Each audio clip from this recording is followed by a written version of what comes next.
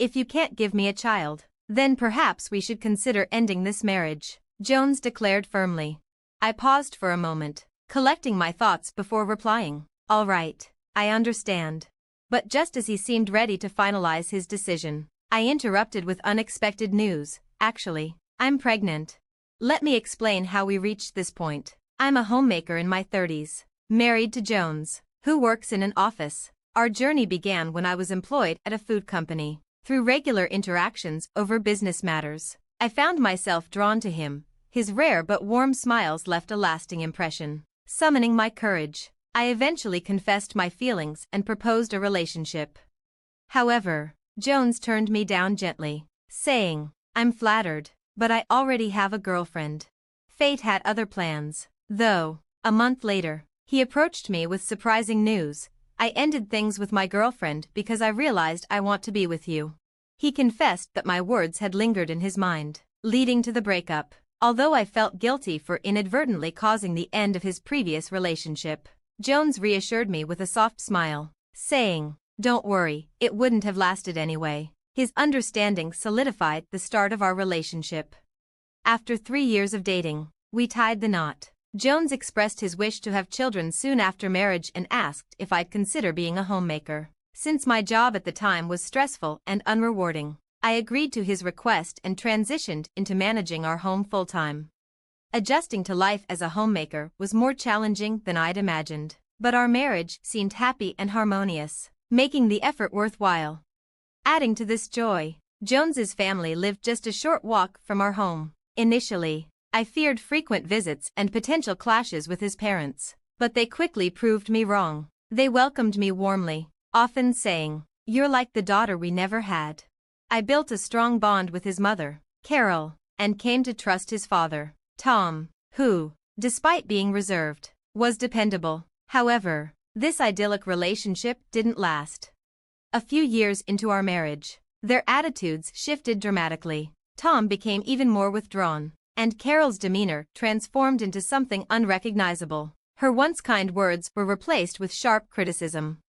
Living so close, she began visiting often, especially when Jones wasn't home, persistently demanding, "When will you give us a grandchild? It's your duty as a wife." This was a stark contrast to her earlier advice: "Children are a blessing. They'll come when the time is right." The pressure mounted as Carol began comparing me to others. "The neighbor just had a baby," she'd point out. "Why haven't you?" Despite her relentless comments, the real issue lay elsewhere. Jones had lost interest in having children. He avoided intimacy, citing exhaustion or his gaming sessions as reasons. Whenever I mentioned this to Carol, she dismissed it and continued blaming me, adding to my stress. Eventually, I confided in Jones about the pressure I was facing. He reluctantly agreed to make more effort, but our attempts to conceive remained unsuccessful. Carol's criticism grew harsher, further straining my nerves. To address the issue, we opted for fertility treatments. However, instead of bringing us closer, the process drove a wedge between us. Jones became distant, spending hours gaming and lashing out over trivial matters. He criticized me for spending money on hobbies and labeled me a burden, despite my sacrifices to support his wishes. One day, I discovered he had quit his job without telling me. When I confronted him, he coldly replied, "It's none of your business." With Jones unemployed and uninterested in finding work, his days revolved around gaming. Our once rare arguments became frequent, and soon we stopped communicating altogether. I began questioning the point of staying in this marriage. Our bond had eroded, and the thought of leaving started to seem like the only option. One evening, unable to tolerate his behavior any longer, I confronted him. "You need to grow up, stop playing games and find a job," I demanded. His response left me stunned. "Oh, by the way, my mom thinks we should divorce if you can't give me a child." Unexpectedly, I felt a flicker of gratitude toward Carol. For once, her harsh words gave me clarity.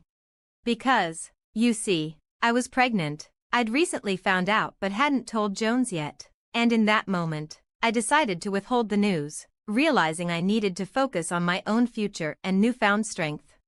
I replied, "Understood," then took the divorce papers I had already completed from a drawer and handed them to him. His reaction was one of surprise, clearly. He hadn't expected me to agree to the divorce, much less have the papers ready. He froze, stammering, and for the first time, his usual arrogant demeanor disappeared. He stood there, bewildered, though it seemed like he was about to speak. The pressure of his mother's words was weighing on him.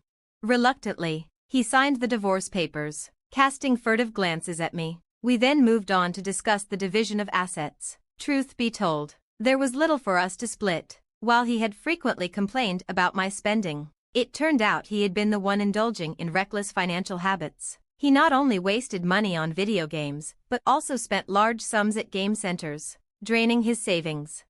There were no savings or assets to divide, and Jones grew more dismayed as he realized this. Nevertheless, he pointed to a bank account with a sizable balance, suggesting it be included in the division. I calmly informed him that this account was not part of the settlement. This is money I saved before our marriage, so it's not up for division, I explained. His face drained of color. He then tried to lay claim to the condo we shared. Unfortunately for him, the condo was in my name, and I had already put it on the market. You can't stay here anymore. It would be a hassle. Please leave right away, I said, smiling. Besides, I was planning to move eventually, so I've been saving for a new home, I added, enjoying his shock as I confidently declared my independence. Saving money had always been a passion of mine. Even before marrying Jones, I had managed to save a significant amount from my job, which allowed me to purchase the condo when my career was advancing rapidly. This meant I owned considerable property, and with the proceeds from the condo sale, I could afford to build a new home downtown. Since these assets were acquired before our marriage, they weren't subject to division, something Jones didn't seem to understand. When he realized he wouldn't get a share of these assets, he was visibly stunned. We continued talking, but he couldn't recover from the shock. With little else to discuss, the meeting ended quickly. I submitted the divorce papers, and it was finalized without any complications.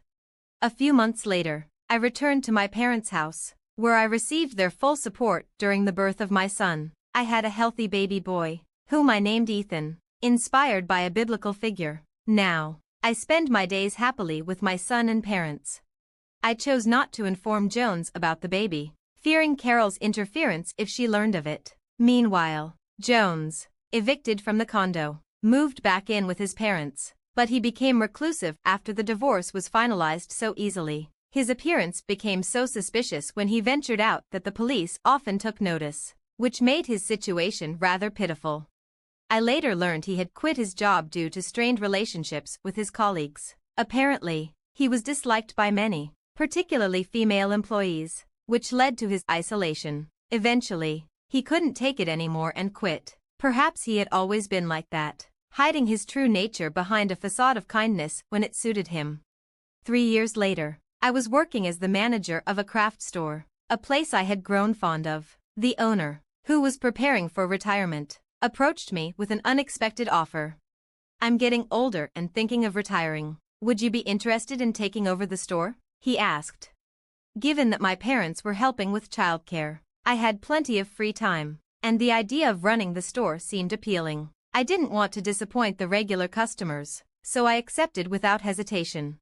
While I was serving a regular customer one day, Carol and Jones appeared unexpectedly. Their insincere compliments about the store irritated me. Well, what brings you here? I asked. Carol mumbled something before abruptly demanding, "Give me my grandchild." Apparently, she had heard about my son's birth and was hoping to make him her heir. Why didn't you tell us? We were already in the middle of the divorce, Jones snapped, visibly upset. I didn't tell you because I wanted the divorce. I knew you would have done everything you could to stop it if you knew I was pregnant, I retorted, glaring at them.